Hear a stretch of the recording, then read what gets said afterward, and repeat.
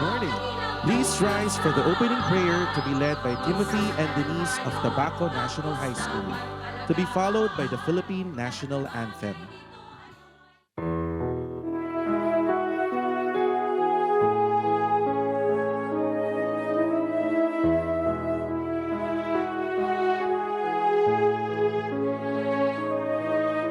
Dakilang may likha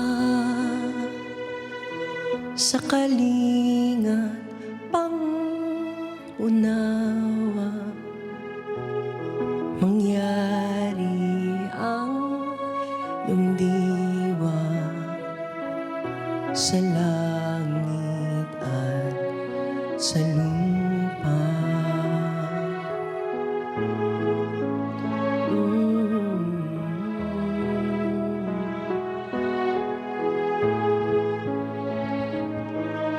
Bigyan mo ng sapat ang lahat sa araw-araw. Turuang magparaya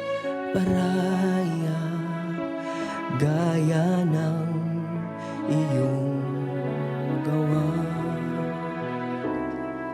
Iadyan niyo kami sa pagmamataas upang maiwaksi ang lupit at dahas, at samahang lumikha ng pamayanang payapa sa kalikasan, kabuhayan, kakanyahan, paniniwala.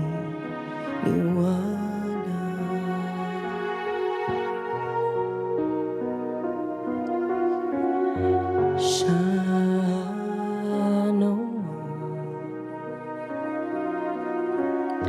siya nawa,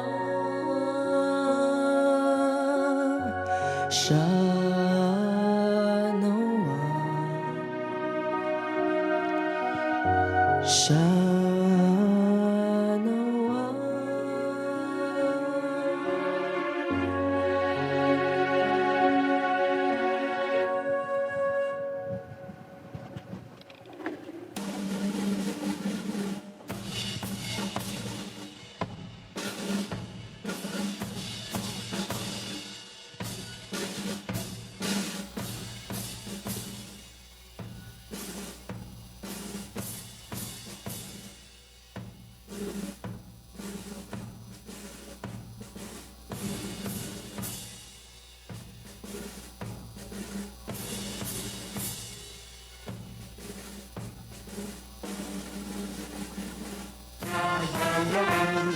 Permis ng silanganan, halap ng puso sa dibdib mong buhay. Upang luminang, bigyan ka ng mag-ibig sa manlulubi. Di ka pasisiin sa dagat at bundok, sa simula, sa langit mong bahaw. May dilag ang tula at awit sa paglalamig na mahal. Ang isap ng watawat mo'y tagumpay na nag-iingin. Ang bituin at araw niya kailan pa may lumangkin. Lupa ng araw ng luwalhati pagsinta, buhay ay langit sa piling mo. Aming bigaya ng pag may mang-aapi, ang mamatay ng dati sa'yo.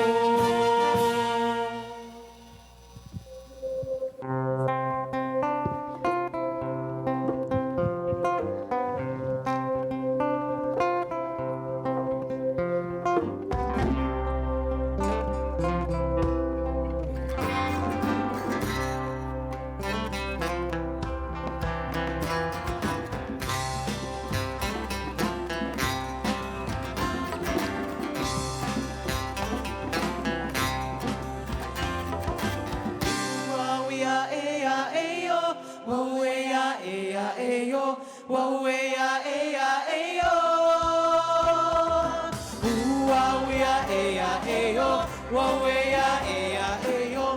Wawea, ea, eyo. Ang unahin, pangangailangan. Pagkain, damit, gamot at tahanan. Nasa kalikasan. Mga biyaya siyang pinagmumulan. Ating mundo ay ingatan para sa kinabukasan.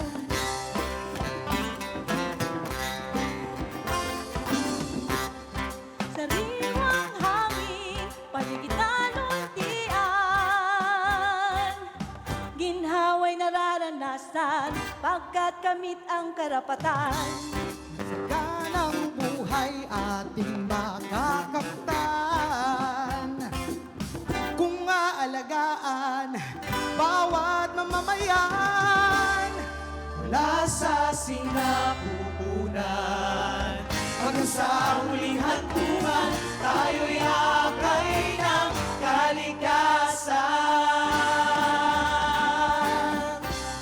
Ang ritmo ng buhay, kapalaran ng karapatan, dito nakasalalay. Tayo ay kalikasan, kalikasan ay tayo. Kapayapaan, kabuhayan, kailangan ng bawat tao. Ea, ea, eyo. Wow, ea, ea, eyo. Wow, ea, ea, eyo. Wow, ea, ea, eyo. Wow, ea, ea, eyo. Wow, ea, ea, eyo. Mula sa sinapupunan hanggang sa huling hantungan, tayo'y akay ng kalikasan. Ngunit bakit hindi na tayo ay nakakalimot na? Ikalagot ng tao sa kanya. Hayaang mag-unti-unti ito ay mabura. Wala. Walang baliwalaki, walang maiiwan sa mundong pantay-pantay. Bawat sanhi at buhay magkakaugnay. Mula sa sinapupunan hanggang sa huling hantungan, tayo'y akay ng kalikasan. Ang ritmo ng buhay, kapalaran ng karapatan, dito nakasalalay. Tayo ay kalikasan, kalikasan ay tayo. Kapatiran ng kagamaan, kabuhayan, kailangan ng bawat tao. Ang ritmo ng buhay, napasaganahan, kapayapaan itong taglay. Tayo ay kalikasan, kinabukasan ay tayo.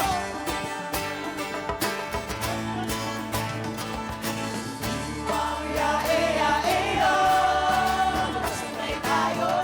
Wow, ea, ea, eyo. Wow, ea, ea, eyo. Kinabukasan ay tayo. Kanya kaunlaran din ng tao. Wow, ea, ea, eyo. Please welcome our host for today. Coming from our own breed of teachers, leaders, organizer, from Bataan National High School, it's none other than Miss Rose Ann Marie De Luna. Joining her is a very energetic, creative, and artistic director of Pintacasi Ocalabat, Gabriel Villaluel. Good morning, Yappers! Good morning! I'm Miss Ron, and today I'm helping everyone to run and facilitate the program. Magandang umaga, Beta Theater Center! Ako po si Gab at kasama ko si Ma'am Roan. We are here to lead you through different parts of today's events. Yes, it's been more than 6 years since the Young Artist Play Lab started. It started with just 7 schools, imagine. And Sir Bong posed the challenge. Are you willing to join? Do you have the creative passion to face the challenges? Led by PETA and supported by Peter Garucho, with 7 special program for the arts theater teachers, started the YAP with Ma'am Wina, Sir Frank, Sir Richmond, Sir Gus, Ma'am M.A., Ma'am Rosalina, and Ma'am Joyce. Yes, and then 4 years ago, we started doing the Generate Workshop. Imagine more than 80 students, young people, teachers, and community groups gathering yearly to attend a week-long artistic training with PETA. And today, we are launching the Goldmine Youth Theater Festival 2025. This is a 3-day creative gathering of young people, teachers, and community youth leaders. Magkakaroon tayo ng 13 performances. That means there are 9 local productions from schools and communities and 4 assembled feature performances. Participation of young artists, plus Creativity of teachers and adult leaders, plus KIO and Belgian government support, plus PETA leadership and guidance, plus Department of Education and LGU officials, plus all our friends and family, and equals Goldmine Youth Theater Festival 2025!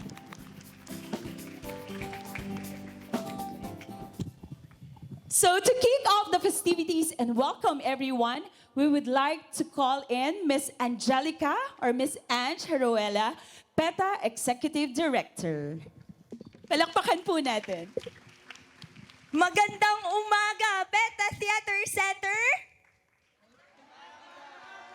Magandang umaga sa lahat.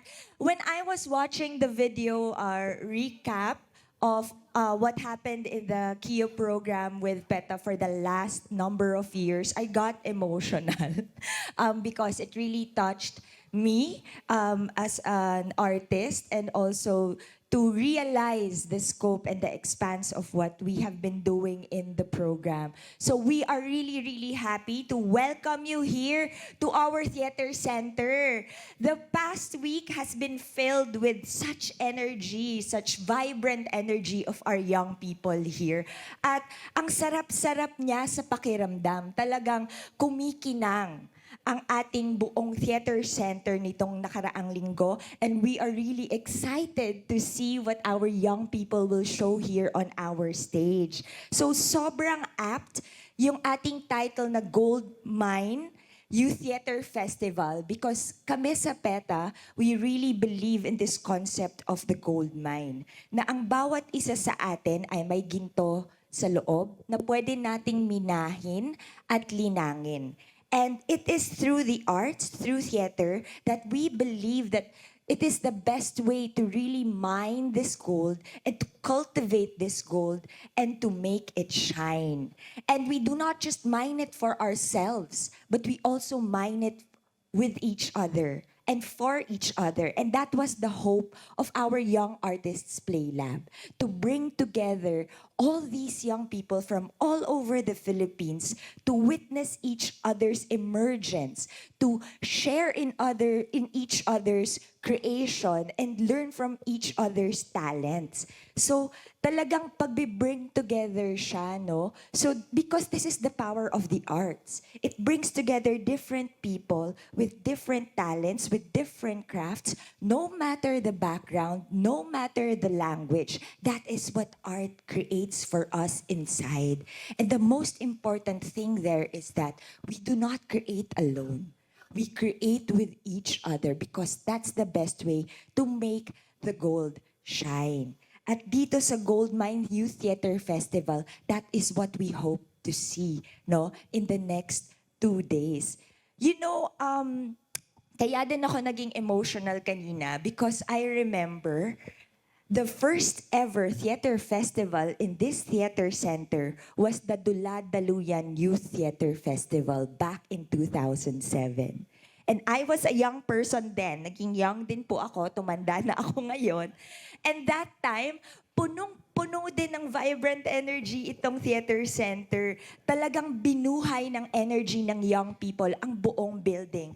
But beyond the energy that was brought to the building, it is the energy that young people bring into the practice of theater making, in the tradition of art creation in the Philippines. That is what sustains us. That is what gives life to the work that we do as artists in PETA and now with you as our storytellers, no? And so, I am here not just to welcome you, but to thank you, to thank everyone, to thank the artists na naka-standby dyan sa likod para sa performances ngayon. To thank you for sharing that energy with us. To thank you for sharing your stories with us. And this is just the beginning of your journey. You as storytellers, no matter the language, no matter the background, it is your time to shape the narrative of this future. And I hope we never forget that from the gold that you find inside your hearts and the gold that you can mine together as young people, you can create a treasure trove of stories that can shape the future. So maligayang pagdating sa Theater Center, maligayang pagdating at pagkikibahagi dito sa Goldmine Youth Theater Festival. And we hope that in the next 2 days, you enjoy and we share together in the synergy and in the unforgettable moments of the KIO Youth Theater Festival. We are proud to officially open with PETA and KIO, the Goldmine Youth Theater Festival. Maraming salamat.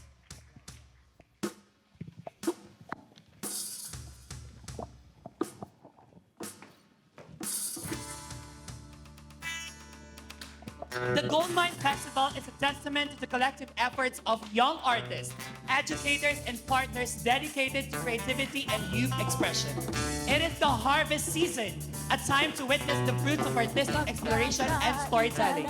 This festival is the result of a 5-year collaboration between PETA, KIO, SPA schools, and community theater groups, empowering young artists to use theater as a platform for dialogue and social transformation. So as we raise the curtain, let us celebrate the voices, stories, and dreams taking center stage. Let's unleash our identity and creativity and set our artistic expression free! Simulan na ang pagpapalaya dahil tayo rin ang magpapalaya! Ang kasarian parang iyong kaya ay limitahan. Ako'y pakinggan at tandaan, bawat tao'y may sariling katangian.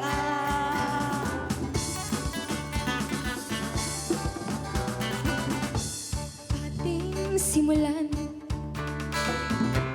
bagong karanasan. Malaya ang ating puso'y pinapakinggan. Panahon ay ngayon na, isigaw ng buong puso kung sino ka. Ika'y natatagi, ating ipagmalaki. Simula na ng paglaya, tayo rin ang magpapalaya. Simula na ng paglaya, tayo rin ang magpapalaya. Kumilos basagin ang lumang hulma, pagdiwang ang pagkakaiba, ipakita ang kulay mong kay ganda. Pagmalaki kung sino ka, simula na ng paglaya, tayo rin ang magpapalaya. Simula na ng paglaya, tayo rin ang magpapalaya.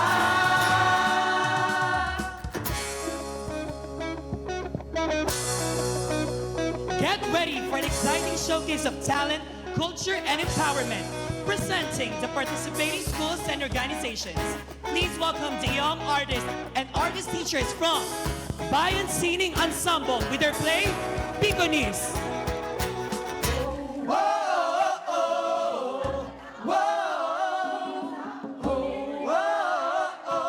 Pulihan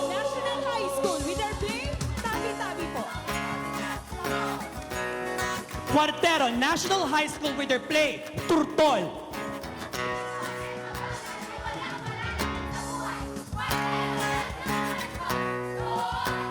Infanta National High School with their play, Hilahil.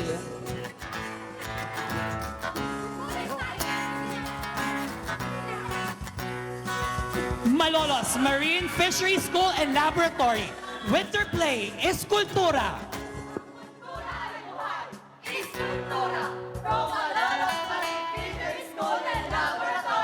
Orani National High School with their play, Kasari-Sarian.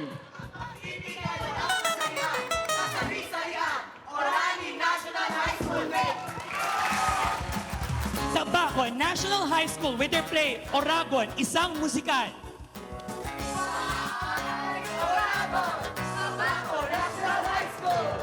Tarlac National High School with their play, Biyaheng Trippy.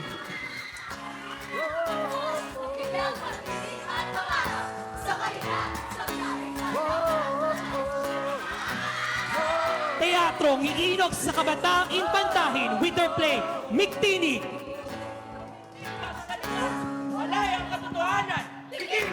Participating also are teachers and student artists from Trece Martires National High School, Bataan National High School. Galvan National High School, Juan Basangan National High School.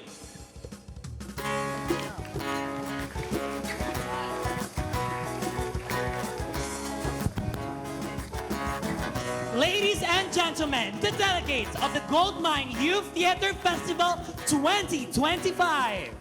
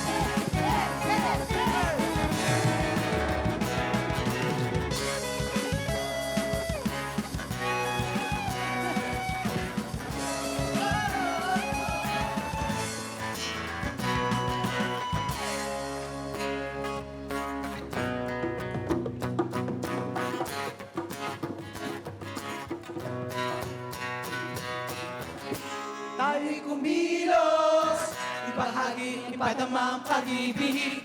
Tayo'y kumilos, mamabayan tayo ng daigdig.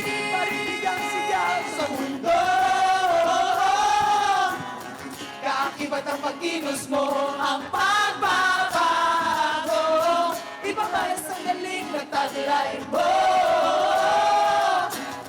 Kumilos tayo at tumindig, mamamayan tayo ng daigdig.